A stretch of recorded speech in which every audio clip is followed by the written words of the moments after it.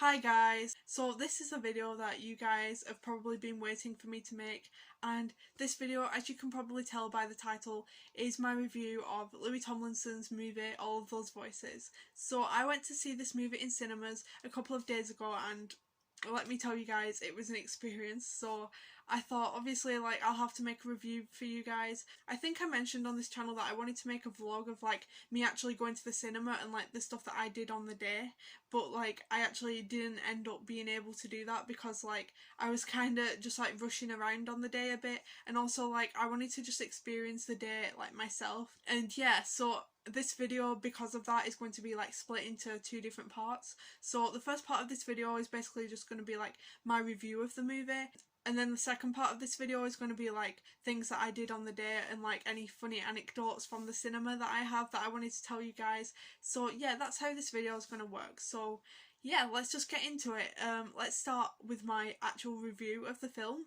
And guys, if you're subscribed to me, you'll know that I'm a huge Louis Tomlinson fan, and this movie was it was everything that I thought it would be and that I had hoped it would be, and maybe it was even better actually. So I just made a list of all the moments in this film that I thought were worthy of being talked about, or that I wanted to discuss in this video. I just made a list of all the points in the movie that I remembered as standing out to me, and I'm just going to go through them. I hope it's roughly in chronological order. I think most of it is, but yeah, so let's just get into this and talk about all the things that I loved about All of Those Voices. Also, if you haven't seen this movie yet and you want to wait to watch it on streaming platforms when it comes out on streaming platforms, this video does contain spoilers, so if you're one of those people who are waiting for it to be put on Netflix or Disney Plus or wherever this movie's going to end up, yeah, this video is going to contain a lot of discussion about the content of the movie. So yeah,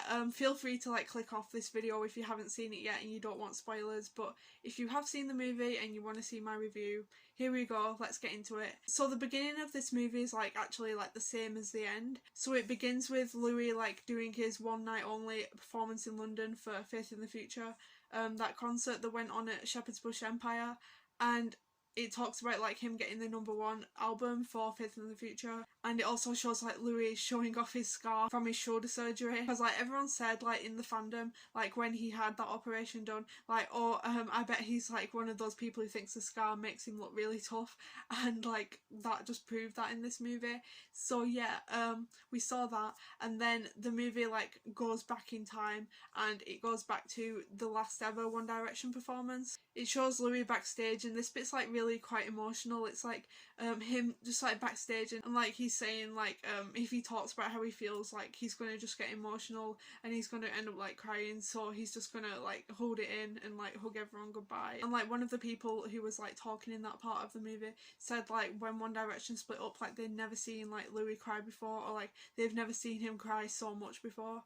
And and then it went to Louis' thoughts about One Direction breaking up, and Louis talked about how he felt he felt his purpose was to always be a member of One Direction, and he never thought about how he would be as a solo artist outside of the band, and he never really thought about who he was as an individual and as an artist himself. He said he didn't ever really think of being a solo artist. And then he was talking about Gotta Be You being released, and how he practiced in a room with a producer his solo for ages, and eventually when the song came out, he was waiting for his solo to come on, and it wasn't even him singing it, and his solo was completely cut out. And then he talked about how it was the fact that he wasn't ever given solo, and because of how his voice wasn't as appreciated as the rest of the boys in One Direction, that was what led him to become the main songwriter of the group. And when he said he decided to take up the songwriting just so that he felt he was making a contribution to the band and doing something important, it was he was always thinking that he wasn't good enough for the band, and he felt he had to be doing more to contribute to it. And when he was talking about all of this stuff going on in the 1D days, it was so sad, because it was he was thinking it was his own fault. He thought he was the problem for not doing enough to add to the band, but really it was their management and the producers and everything not letting Louis be a part of the band as much as he wanted to be, not giving him solos, all of that. He wasn't being allowed to contribute, and it was more their fault for not letting him be a part of things and leaving him out, rather than it being anything like to do with him and being his fault at all. Like, it's so sad that like he felt like it was his own fault and like he wasn't doing enough, but like really it was just the way he was treated by other people which was the problem.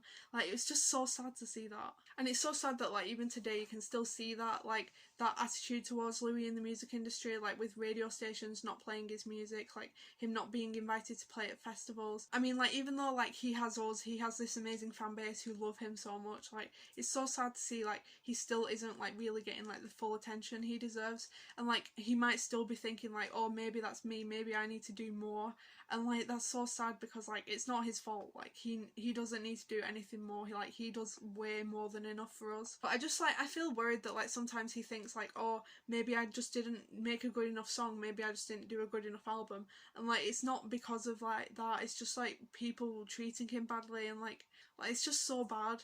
I mean, like, as we all know, like, artists who are played on the radio now, like, they get played because, like, not because of anything to do with how good or, like, talented they actually are. It's all, like, to do with, like, who their managers are, who they know in the music industry, like, payola, all of that stuff. Like, it doesn't reflect, like, how good or bad of an artist you are. Like, Louis is, like, above all of that, in fact, to like not be involved with any of that. Like, I just hope that he knows like he's so loved and so appreciated by so many people, like he's helped so many people, and like I hope he knows that like his worth like isn't determined by stupid stuff like charts. And but even despite all of that, like he got a #1 album despite having like no radio play. He has like all of the people that go to his concerts, all of the people that went to see all of those voices in the cinema this week. I saw something on Twitter yesterday saying that all of those voices made £186,000 just in the UK this week, like in sales of the tickets to go see it. Like, considering how many other like huge movies came out this week, like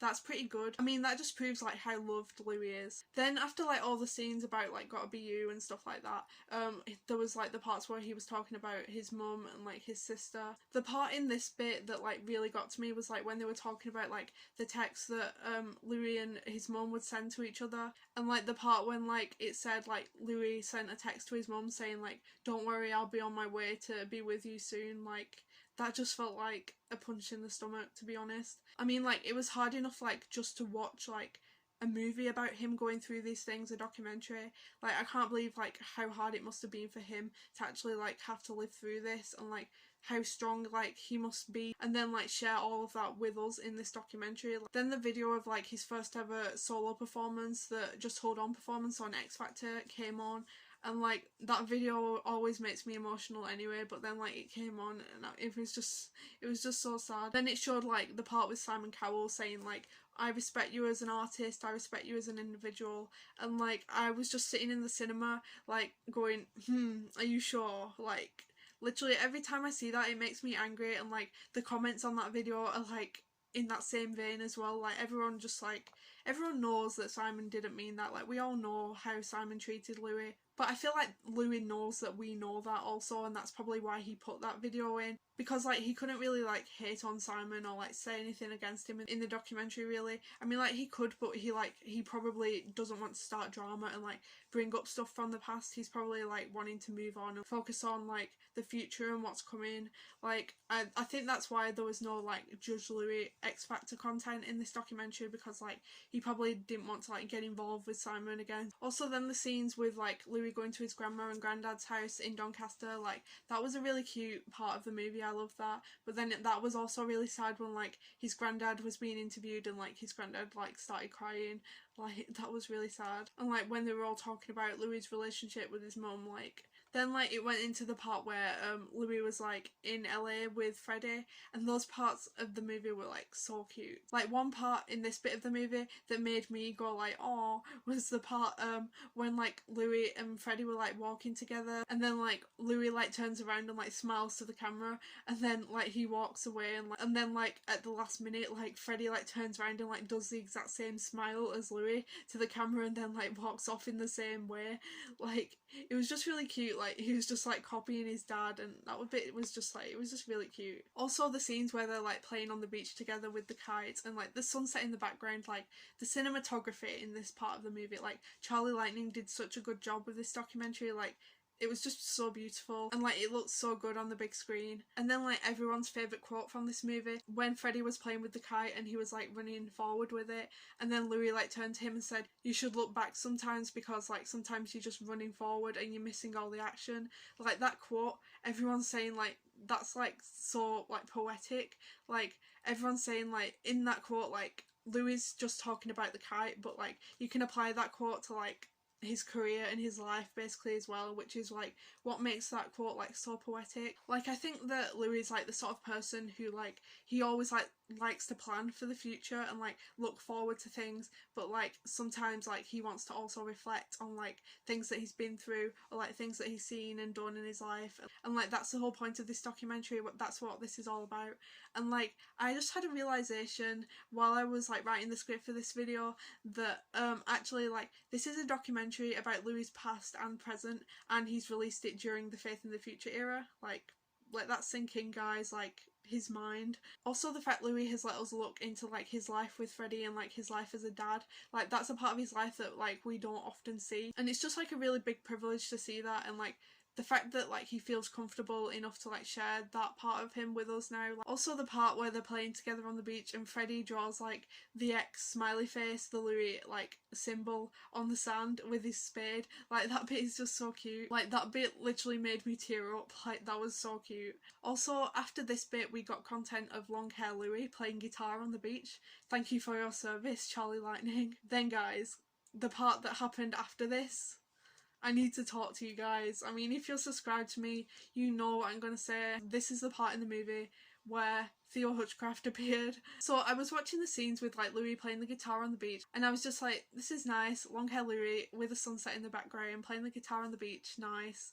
And then I hear Saturdays in the background and I'm like, yay, Saturdays, like one of my favourite collabs with Theo, yay. And then it cut to a shot of Wendy House Studios in London, and I just thought in my brain like, oh, isn't this like a place where Louis and Theo work together? Then all of a sudden Theo Hutchcraft appeared on the screen. I actually didn't recognise him at first for like a second, which is kind of embarrassing. And I was thinking to myself like, why did it take me like a full second to recognise him? Like such a fake fan, but like I literally listen to his music every day, and like he's one of my favourite people ever, and like I literally didn't recognise him. Like what? And then I realised the reason for that is because like literally since 2020 I've not seen any like recent photos of Theo that are not in black and white, because like if you're a Hertz fan, like you know like he does a lot of like black and white photography, and like the whole theme of the Faith album was black and white. So like I've literally not seen a colour photo of Theo Hutchcraft since literally 2020. And also because like he's hardly on social media like these days, I've not actually heard a recording of his voice since like 2020 either. So like when I saw him in colour and like heard his voice, I was just in shock, guys. And guys, like my reaction in the cinema, like when I realised it was Theo there on the screen, like I literally audibly gasped. Like I was sat in my chair and I saw him on the screen and I literally just went like I've literally said in like every video that I've made leading up to the release of all of those voices, like I said like if I see Theo on the screen in the cinema, like I will literally like have a physical reaction, and I literally did. And like the funny thing was like when I gasped like that, like the girl who was like sitting a couple of seats away from me, like she literally like glanced over at me. Like I felt kind of weird about that, but I looked on Twitter and like apparently like a couple of other people who are also Hertz fans also tweeted about like the fact that they also like gasped in the cinema and got a few like weird looks from people. So I feel a little less weird knowing that like a few other people did the same thing. I mean like the girls who get it get it.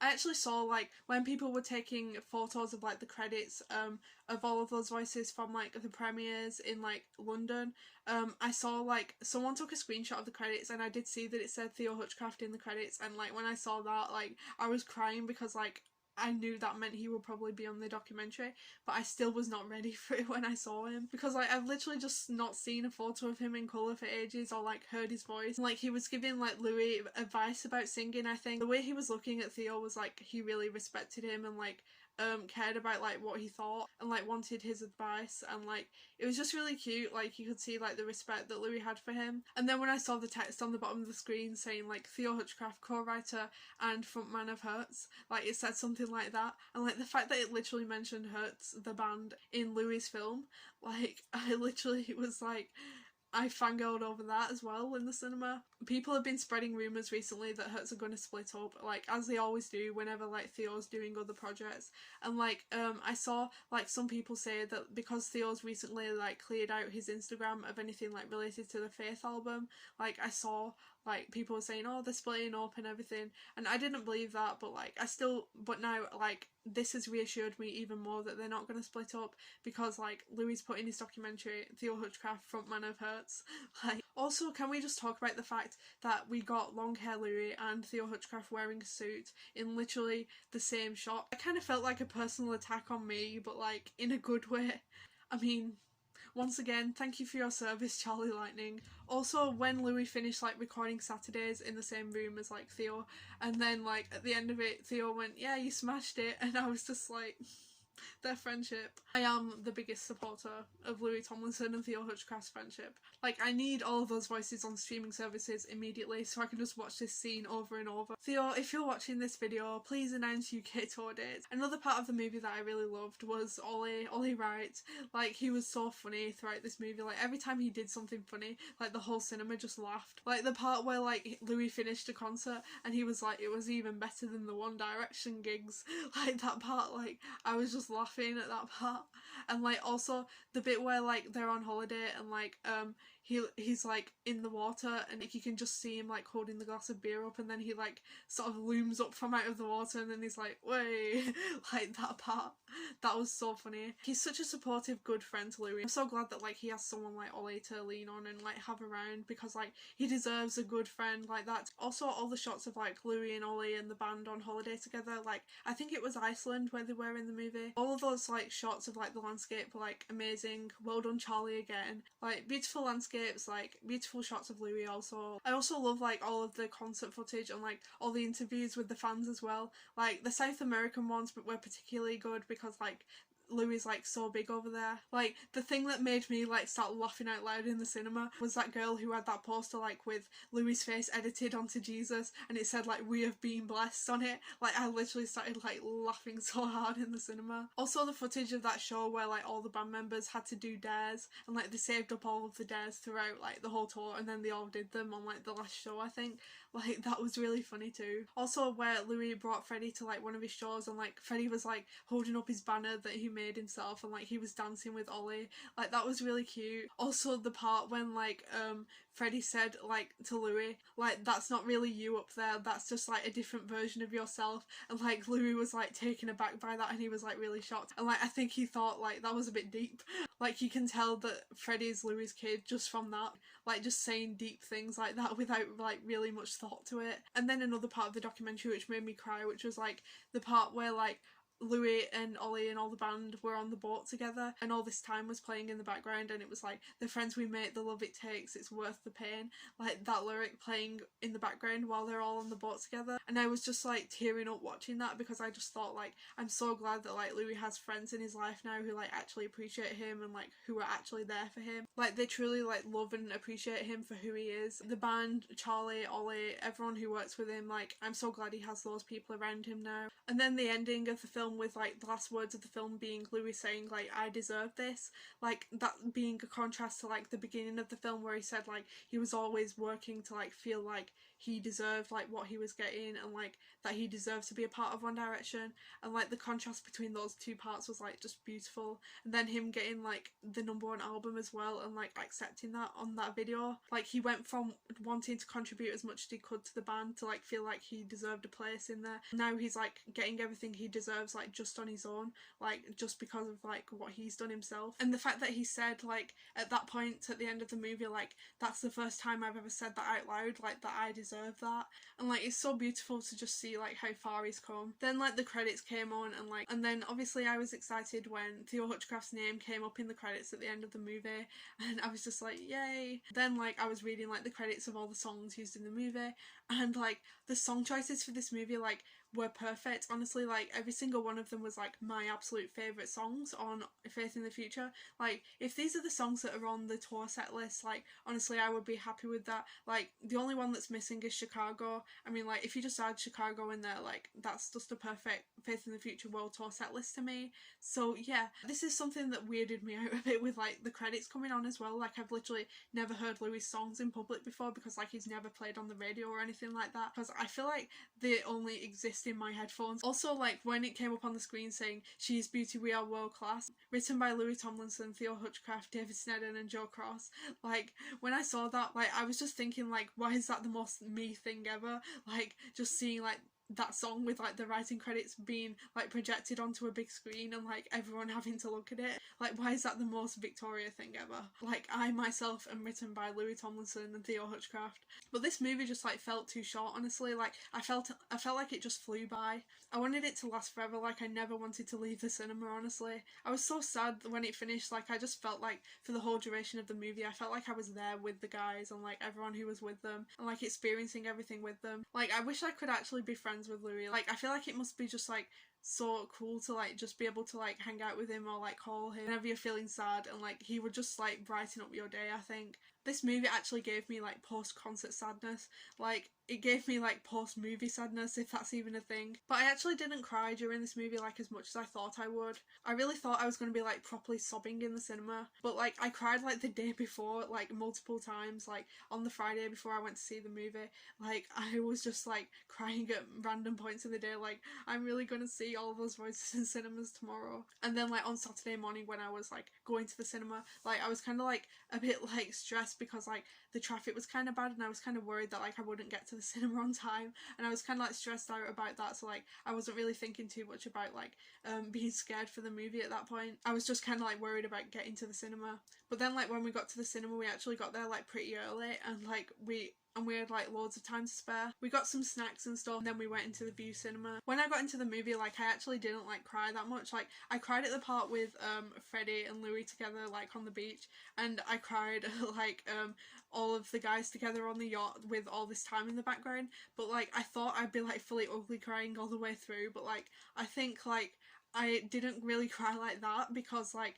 when I was in the cinema, like I was just sort of like when you're at a concert, when you're like sort of feeling like you're bombarded with like information, and like you feel like you're sort of overwhelmed with everything, and you're trying to like process all this information, but like and like it's so like overwhelming that like you can't really cry. Like that's kind of how I felt. Like that's what it felt like in the cinema for me. Like I just felt like when I get out of the cinema, like I'm gonna process all of this information slowly, and then I'll probably end up crying like thinking about it. But then when I got home, like I did like fully like think about all those voices, because I like processed the movie kind of on the way home, and then when I got home, like I just like cried thinking about it. Like I really just like watched Louis' documentary in cinemas, and like he's been brave enough to share this story with us, and like I can't believe like I watched it in like a real cinema on the big screen. Like and like the post-movie sadness kicked in, and I was just like, I wish I could just stay in the cinema forever just watching Louis on the big screen. Like I could just watch like him and his band like going places and just having fun and doing random stuff together just forever.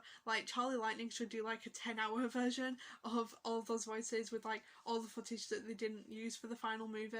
Like that he should just like give that to all of us, because like we would all probably just watch a 10-hour movie of Louis, like a 10-hour version of all of those voices. Like I feel like any of us could just like listen to Louis talk forever and just like watch him forever. But I came out of the cinema and I was like, why do I have to go back to normal life? Like I just want to like be friends with Louis in real life and like hang out with him forever. Like I was just so sad that it was over, and I was just like, I wish I actually knew him. And now all those voices isn't in the cinema anymore. Louis is not coming to Manchester until November, which is like quite a while away. But like tour starts in Japan in April, and we're going to get content from that, so like at least we're going to see Louis around. I know I'm going to be watching all of the full concerts from the Japan leg of the tour. I literally feel like I miss Louis, and like I've not even like seen him live before or even like met him yet, so So I wanted to talk a little bit also about like some things that I like noticed in like my cinema experience that would just be interesting to tell you guys about. So some of the things that I noticed in the cinema was like